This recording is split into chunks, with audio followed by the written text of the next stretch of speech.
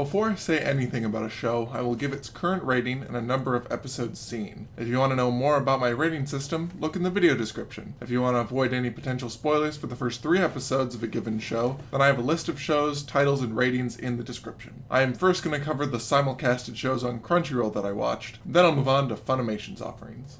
I was excited by and worried about 91 Days. The premise of a mafia thriller during Prohibition-era America is exciting, as very few shows have tried to explore that setting. Baccano is what jumps to mind, and that is one of my favorite anime, but I still don't know what to expect. The first episode had me on the edge of my seat, from the animation of the wallet being thrown under the bed, through the opening credits that were all in English. It had me really enthusiastic about what it was offering. Then the show's true story beat started to kick in. While the animation is still relatively consistent, it quickly lost its appeal when the scenes weren't all taking place at night. The story seems like a standard mafia thriller, but that's fine with me. The setting alone is enough to have me continue watching the show, but after the second episode, my hopes are not set as high.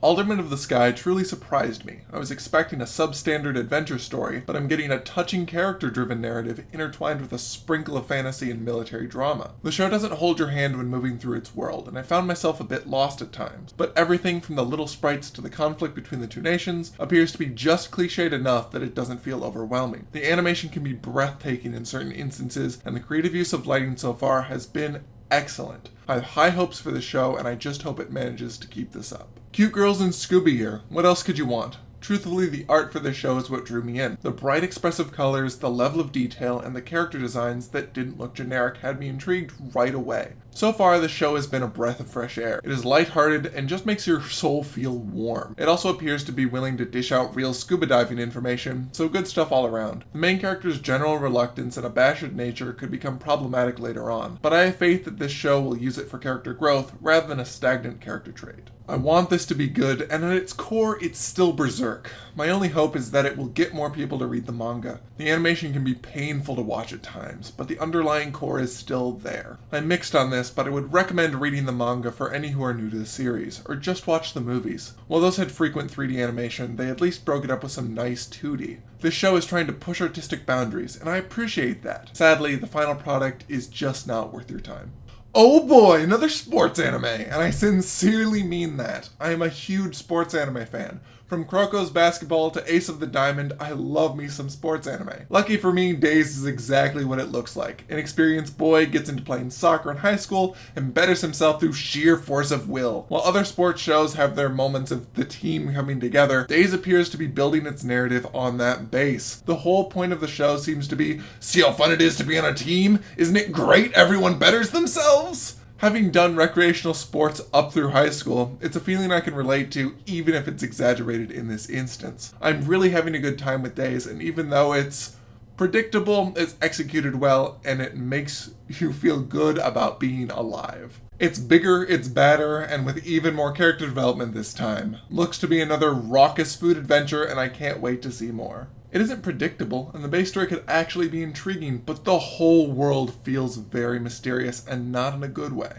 Characters are jumping off walls, beheading zombies, and flying through the sky naked, but it all feels so empty. The action feels floaty and uninspired. The characters appear to have tropes that they are sticking to, and the villains feel grossly underthought. Then the whole package is slathered in some of the sloppiest animation I've seen in a while. Some scenes can look very sharp, while others look gross and warped. The scenes tend to drag on with no consistent sense of pace. I still have no idea where the show is planning to go, and I have no intention of finding out.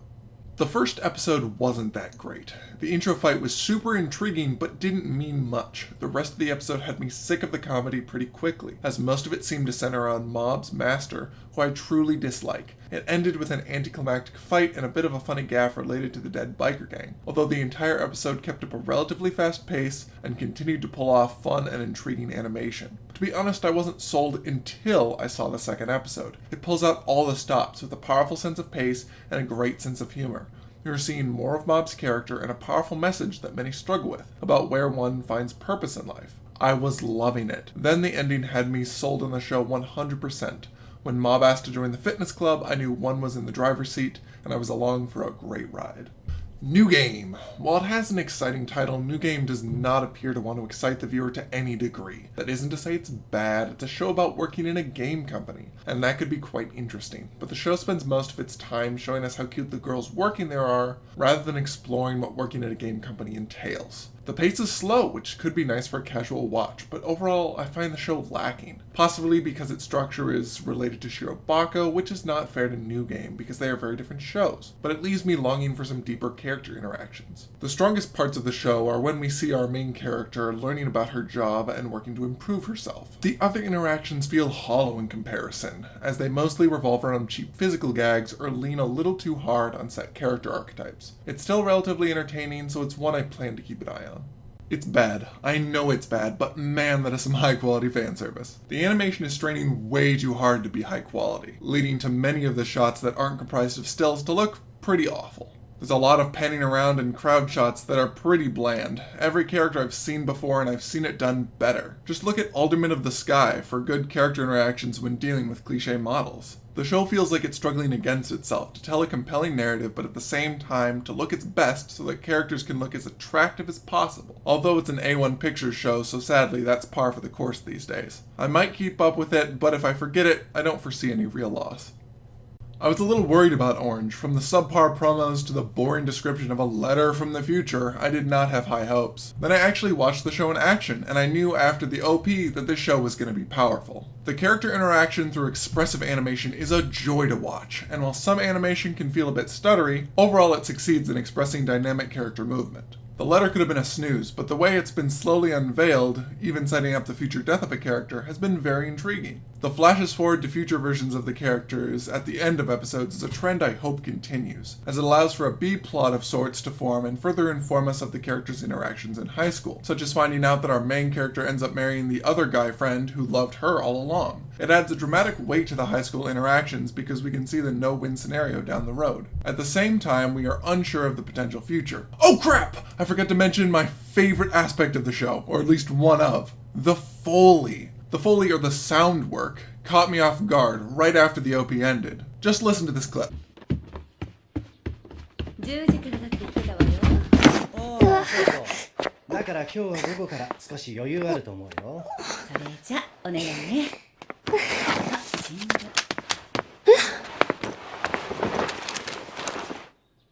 ナホ。私から？ナホ。 Those footsteps, the sound of shoes being put on, the shift of the skirt, the letter, oh, it's all so good. So far, this show has exceeded my expectations farther than I could have possibly hoped, and I am so excited to see more. I love the manga, I love the show so far, watch it.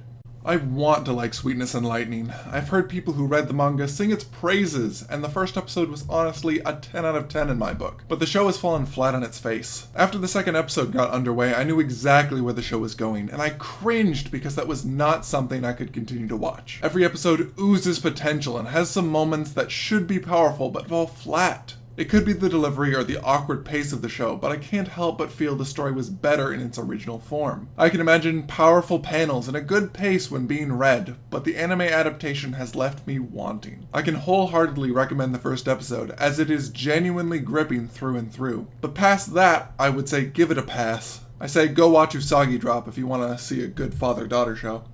I keep feeling like Taboo Tattoo should get bad, but it keeps impressing me. Whether it be the dominant character moments, such as the introduction of the blonde-haired girl and her interaction with the series villain in a flashback, or the ludicrously impressive use of 3D backgrounds to create a sense of drama and action during fight scenes. I keep wanting to come back for more. Sadly, there's just as much holding the show back. With awkward character interactions and shoddy 3D backgrounds outside of action scenes, the show is a mixed bag. It is fun though, and I suppose that's all I can really ask of it.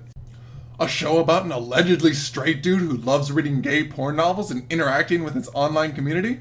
I'm in. This 4-minute comedy show is exactly what you think it's gonna be. A ridiculous premise being executed with attractive characters in a fast-paced slapstick style. I love it. It knows what it wants to be, and for the most part, it sticks with it. The only minor hiccups are some jokes that don't land, but they are over and on to another joke before I can really complain. It is silly and it knows it's silly, and I'm glad it exists. I've seen it done before and I've seen it done way better. The first episode was pretty heartwarming, and the gag of failing to make it to school due to a heavy fur ball was cute and fun. The second episode hinted at a darker undertone, while leaning a bit too hard on the comedy that I felt was a bit forced. Then the third episode got underway, and from the second, the main character began chastising his spiritually inclined classmate for sleeping on the job after he opened 2 portals to the underworld and almost had an emotional breakdown the previous episode. I knew the show was doomed. The idiocy of the main character and the sheer predictability of the plot of the third episode had me drop it before I finished it. I don't need to watch to the end to know that the daughter acted rashly and was all a misunderstanding. I've seen it done before, but at least those shows had nice art or fun characters to lean on. This show has neither. Aside from some tightly drawn character designs, the show feels uninspired and lazy. If you want a good Monster of the Week show, watch Ushio and Tora. And if you want a slower paced Japanese mythology show with drama and comedy, watch The Eccentric Family. But don't waste your time on this garbage. This show is harmless and very well animated. Just look at this clip.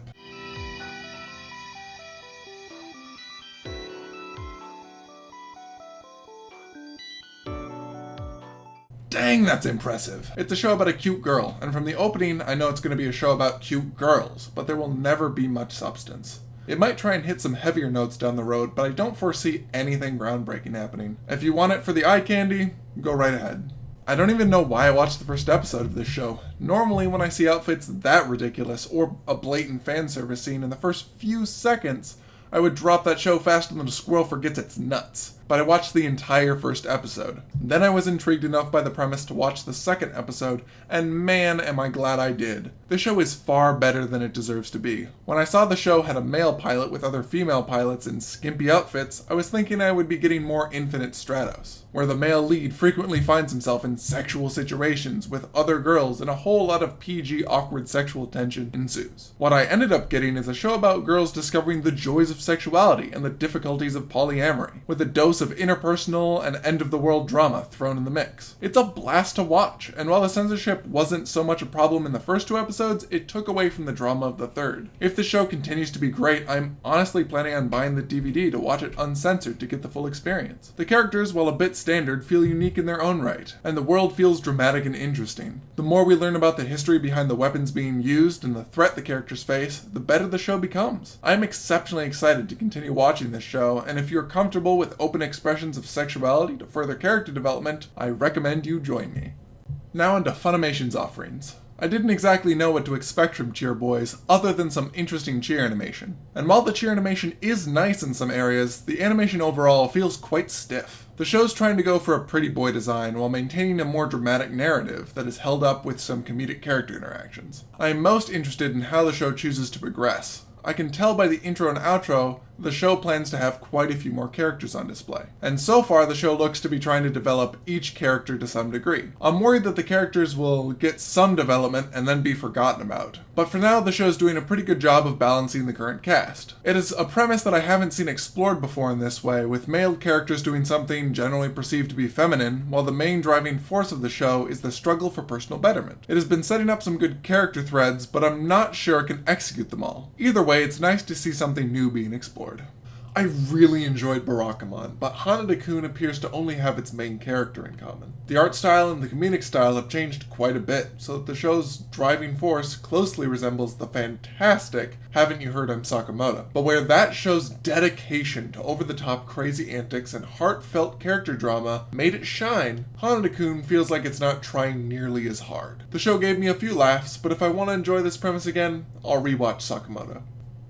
It is surprising that a show can have so much happen in 2 episodes but feel so very underwhelming at the same time. I was drawn in by the premise of a vampire werecat, but the show lost me as it kept raising the stakes without ever giving me something to care about. The animation looks nice but feels stagnant. The pace is all over the place, with some scenes feeling like they're dragging on way too long, and others not lasting long enough to give me any feeling of what the characters are like, let alone their motivations. The show has great aspirations, but the execution is so lackluster that it isn't worth watching.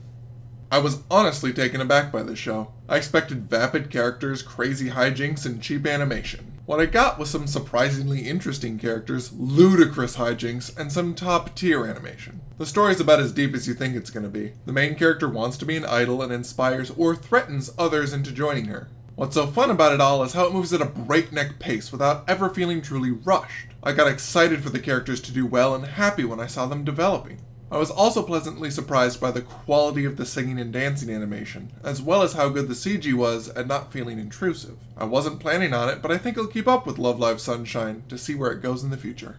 Man, this took longer to make than I thought it would, but I'm happy to put my opinions out there to taint the general pool. If you see an anime on my anime list that you would like me to give an official review for, let me know. Or, if there's a show you think I should watch, I'm happy to hear suggestions, especially if said suggestion is obtainable legally through a streaming site. Thank you for watching, I hope you enjoyed my opinions. Peace.